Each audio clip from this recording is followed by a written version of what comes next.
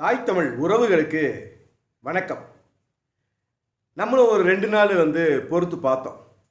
இந்த சமூகம் என்னதான் சொல்லுது, சங்கீதாவை ஆதரிக்குதா விஜயை ஆதரிக்குதா அப்படின்னா விஜயை தான் ஆதரிக்குது அப்படின்னு போகுது. இதில் சில பிரபலங்கள் கூட என்ன சொல்கிறாங்க, சில பத்திரிகையாளர் கூட என்ன சொல்கிறாங்கன்னா இது விஜயோடைய தனிப்பட்ட விஷயம். எது அப்படின்னா சங்கீதா விஜய் கிட்ட விவாகரத்து கேட்டு போயிருக்கிறது. எதற்காக விவாகரத்து கேட்கிறார் அப்படிங்கிற விஷயம் ஒரு மனிதனுடைய தனிப்பட்ட விஷயம் அப்படின்னு பேசுறாங்க. ஆமா, ஒரு மனிதனுடைய தனிப்பட்ட விஷயம் தான், அதுல எந்த மாற்று கருத்தும் கிடையாது. ஆனால் அந்த தனிப்பட்ட மனிதன் தன்னுடைய தனிப்பட்ட வாழ்க்கையை தாண்டி பொது வாழ்க்கைக்கு வந்துட்டான் அப்படின்னா அவன் எவ்வளவு ஒழுக்கமானவனா இருக்கணும். ஏன் அப்படின்னா பொது வாழ்க்கைங்கிறது வீடை கடந்து நான் நாடையே பார்ப்பேன் அப்படின்னா நீ வீடையே பார்க்க வக்கற்ற நீ எப்படா நாட்டை பார்ப்ப அப்படிங்கிற ஒரு கேள்வி விஜயை நோக்கி கேட்க வேண்டிய தார்மீக உரிமை இங்க இருக்கு. அதை விட்டுட்டு ஏதோ ரொம்ப நாகரீகமா பேசுற மாதிரி இல்லை அது அவர் தனிப்பட்ட விஷயம். சரி, தனிப்பட்ட விஷயம். அது அரசியலுக்கு முன்னால ஏதோ ஒரு நடந்துருந்துச்சு, அவர் சிறு வயதுல ஏதோ ஒரு தவறு பண்ணியிருக்கிறாரு, அப்ப நடந்தது வேற, அப்பைக்கும் பொது வாழ்க்கைக்கு அவருக்கு சம்பந்தம் இல்லை. ஆனா இப்ப பொது வாழ்க்கைக்கு வந்திருக்காரு, இப்ப எப்படி இருக்காரு அப்படின்னு ஒரு கேள்வி இருக்குல்ல. இது ஒரு 15 வருஷத்துக்கு முன்னால் நடந்திருக்குது அப்படின்னா சரி, ஒரு நடிகையோடு ஒரு தகாத உறவுல இருந்தாரு அப்படின்னு இவர் பொது வாழ்க்கைக்கெல்லாம் வர்றதுக்கு முன்னால அவர் திரைத்துறையில இருக்கும்போது அப்படின்னா பேச வேண்டாம், நம்ம பேச வேண்டிய அவசியம் இல்லை. அது அவருடைய பிரச்சனை, அவர் மனைவியோட பிரச்சனை. ஆனா இன்னைக்கு பொது வாழ்க்கையில ஏதோ பெண்களுக்கு நாங்க தான் ஏதோ பாதுகாப்பா நிக்க போறேன், ஏதோ நான் தான் தூய சக்தி, திமுக தீய சக்தி, இங்க களத்துல எவனுமே கிடையாது, களத்துல நான் மட்டும்தான் நிக்கிறேன், இப்படிலாம் பேசக்கூடாதுல்ல. ஒவ்வொருத்தர் வீட்லயும் விஜய் இருக்கிறாரு, எல்லார் வீட்லயும் விஜய் இருக்கிறாரு. ஆனா உங்க ஆத்தாப்பை வீட்டுல நீ இருக்கியா?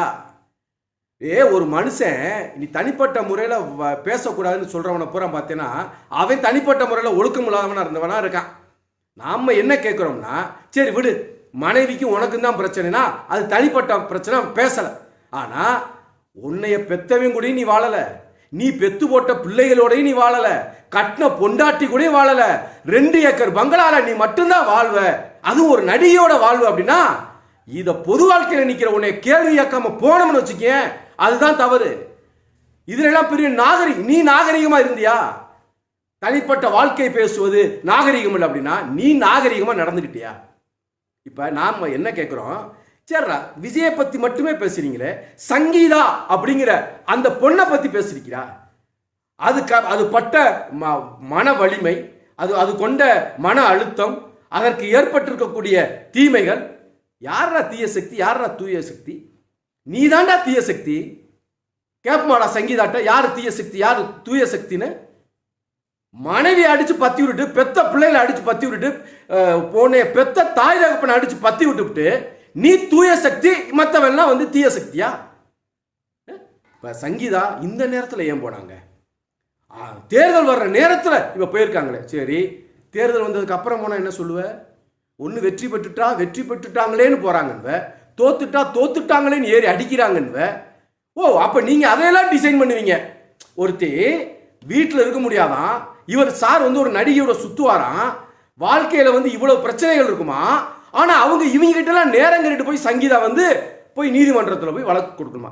சரி, எந்த காலகட்டம் நீங்களே சொல்லுங்கடா, எந்த காலகட்டத்தில் அப்படி கொடுக்கலாம்? பார்த்து கட்டின வீடுங்கிறாங்க.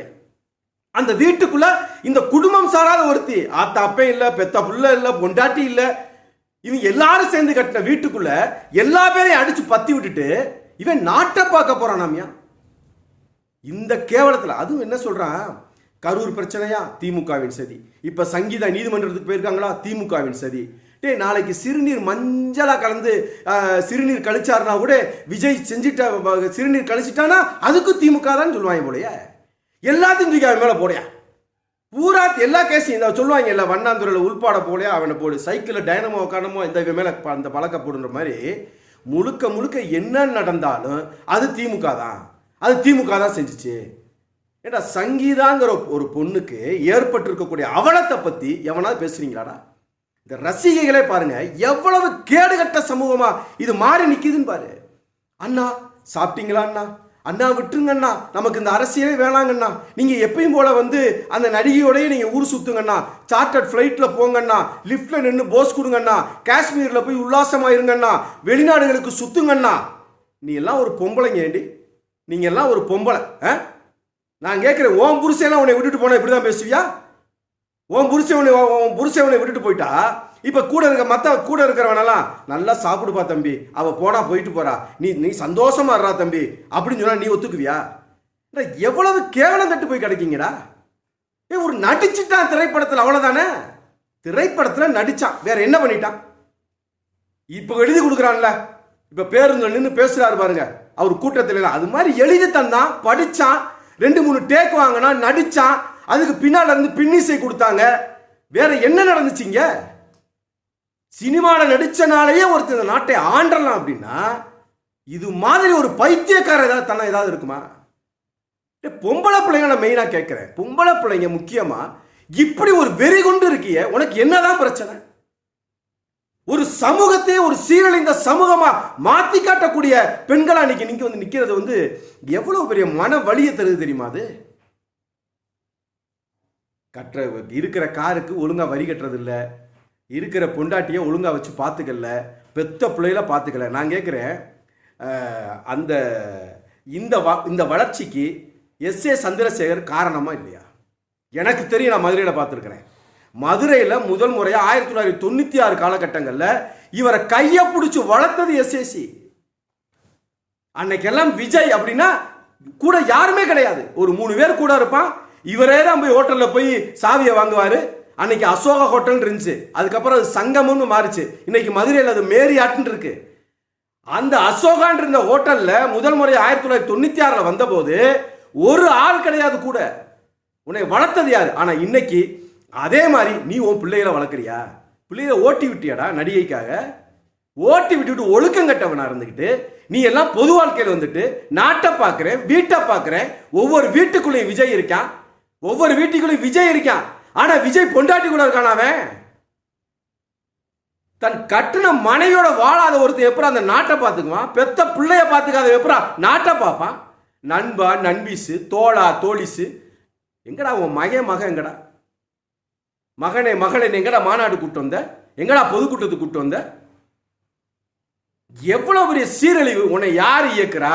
நீ யார் மூலியமா இங்க வந்த? இதெல்லாம் தெரியாம இருக்கு. சங்கீதாவை ஏதாவது தனிப்பட்ட முறையில் அவங்களுடைய கேரக்டரை ஏதாவது நீங்க கெடுத்து பேசினீங்க அப்படின்னா தொலைஞ்சிங்கடா, நீங்க தொலைஞ்சிங்க.